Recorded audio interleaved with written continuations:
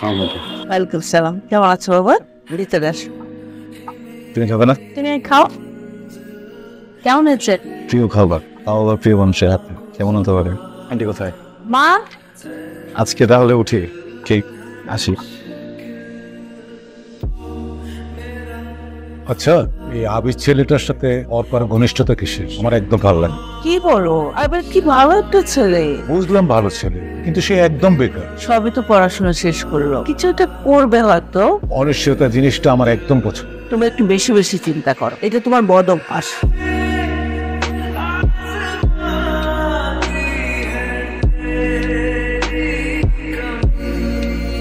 Orphan, কোথায় যাচ্ছিস পা? একটু বাইরে যাচ্ছি। তোর সাথে যে কথা ছিল, বলো। তুই আমার বন্ধু ছেলে আশফাককে তো চিনিস, ও অস্ট্রেলিয়ায় থাকে। কাল রাতে ওর বাবার সাথে কথা হয়েছে ফোনে।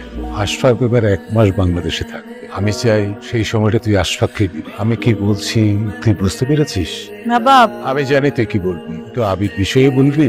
আমি চাই না আবির সম্পর্কে তুই কোনো কথা বলিস। তবু তুই আবিরকে একবার আসতে বলিস, কাল আমি ওর সাথে কথা বলবো।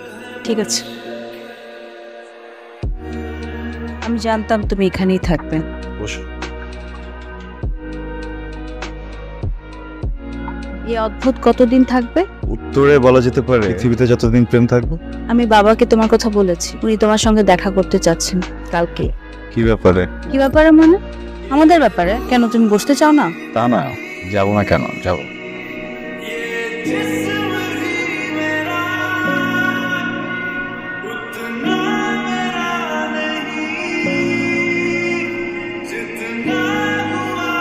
হ্যালো।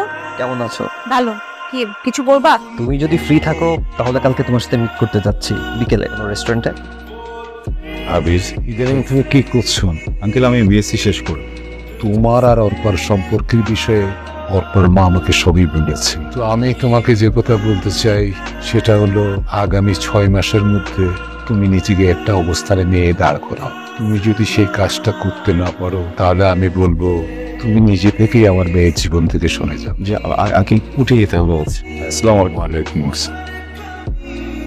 আচ্ছা অর্পা, তুমি কি আমার কাছে নিরাপদ না? হ্যাঁ আমি নিরাপদ। তারপর কি চাকরি?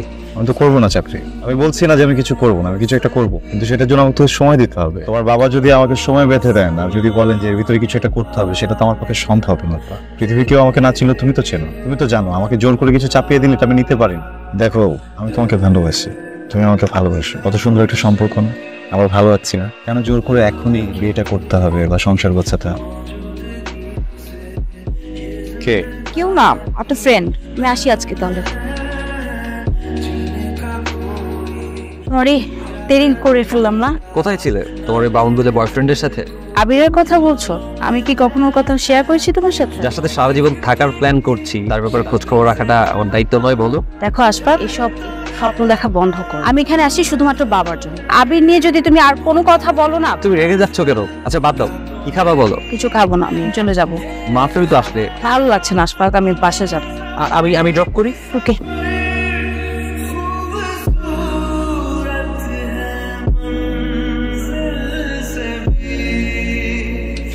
আবির, তুমি এখানে? একটা কাজে যাচ্ছিলাম, তোমার কিভাবে দেখবো ভাবে নাই। ও আশফাক আমার বাবার বন্ধু ছিল। কাজ আছে একটা, পরে কথা বলতে। চলো।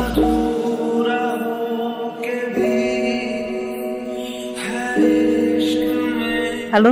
কালকে একটু দেখা করতে পারবা? আবার কিছু কথা ছিল। আর আমি তো টিনেজার না, তাই না যে প্রতিদিন দেখা করতে হবে? এভাবে কথা বলছো কেন? এভাবে কথা বলছো কেন? মাথা ঠিক আছে? একদম ঠিক আছে মাথা। আমাকে একটু একা থাকতে দাও প্লিজ। তুই চাইলে সবকিছু আনতে পারস। আমি একজনটা খুব অনিবার্য ভাবছিলাম, আমারে খুব সুন্দর কইরা বেঈমান শব্দের তর্জমা কইরা দিছে। প্লিজ, সবসময় না সব কথা ভালো লাগে না। এই মিস্টার আবির, ফ্রি থাকলে আসুন না একটু কথা বলি আপনার সাথে।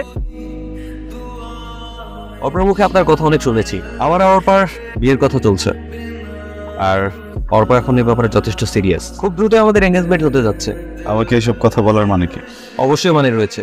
আমি যেমন আপনার ব্যাপারে শুনেছি, আপনার আর অর্পার সম্পর্কের ব্যাপারেও শুনেছি। আপনি নিজেকে সামনে নেবেন সেটা এক্সপেক্ট করবো। আপনাদের জন্য শুভকামনা। ভালো থাকবেন।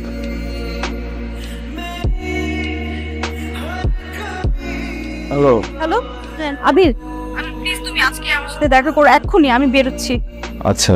ওকে ওকে। তুমি আমাকে ভুলেছো আবির। ভুলে যেতাম যদি তোমার কথার মধ্যে ভুলে যাওয়াটাও সহজ হতো।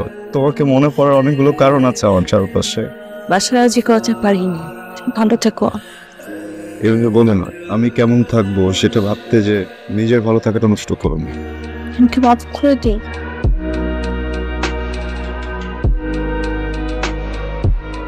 আমি বলে কি আমার মেয়ের মতের উপর তুমি জোর খাটিও না। আমি আবার জোর খাটালাম কখন? বাবা হিসেবে মেয়ের ভালো মন্দ দেখার দায়িত্ব আছে না আমার? আমি আর তো কিছু বুঝি না। আমার একটা মাত্র মেয়ে, বড় আদর করে বড় করেছে।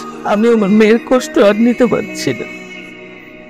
কিরে খবর শুনছস? Arpa engaged with Ashfaq. প্রেম ছিল না বুঝলি, সব নাটক।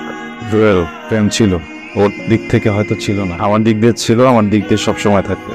কিন্তু তুই ব্যাগ বসাচ্ছিস, কই যাবি? তুই তো বলছিস ভেতরের জেটটাকে কাজে লাগাতে হবে, সেটাই করতে যাচ্ছি। আচ্ছা তুই কি আমাকে মিস করবি? আমি কিন্তু তোকে একদম মিস করবো না। ভালো থাকিস। বাবা, তোমার সাথে আমি কিছু কথা আছে। বল। বাবা, আমি আশফাককে বিয়ে করতে পারবে না। মানে এখন এসব বলার অর্থ কি? আমি আবিরকে ভালোবাসি বাবা। বিয়ে করলে ওকেই করব। আচ্ছা তোমরা কি চাও তোমাদের মেয়ে সারা জীবন অসুখী থাকুক? আমাকে সারা জীবন সুখী থাকতে হলে দেখতে হলে আমাকে জোর করো না বিয়ের জন্য। প্লিজ মা, একটু ঠান্ডা হও। রাবেয়া, তুমি ওকে আমার চোখের সামনে থেকে যেতে বলো, ও যাতে আর কখনো আমার সাথে কথা বলতে না আসে।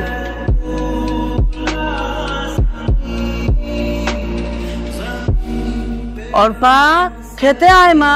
প্লিজ মা, প্লিজ আমাকে একা থাকতে দাও। নিজের কোম্পানিটা দাঁড় করাতে সক্ষম হলাম। অল্পা জানতে পারলে বোধহয় অনেক খুশি হতো। হয়তো ওর সংসার নিয়ে খুব ব্যস্ত আছে, আমাকে নিয়ে ভাবার সময়ও নেই।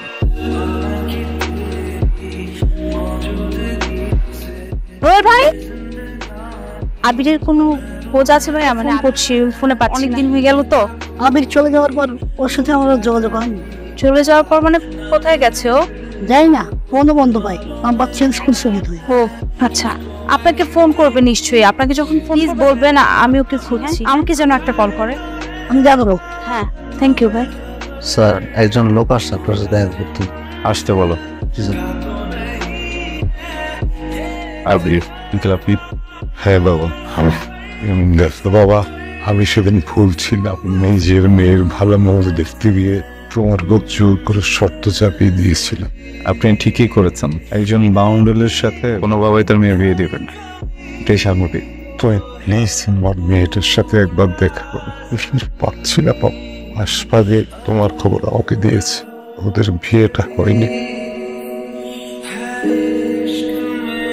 অর্পা,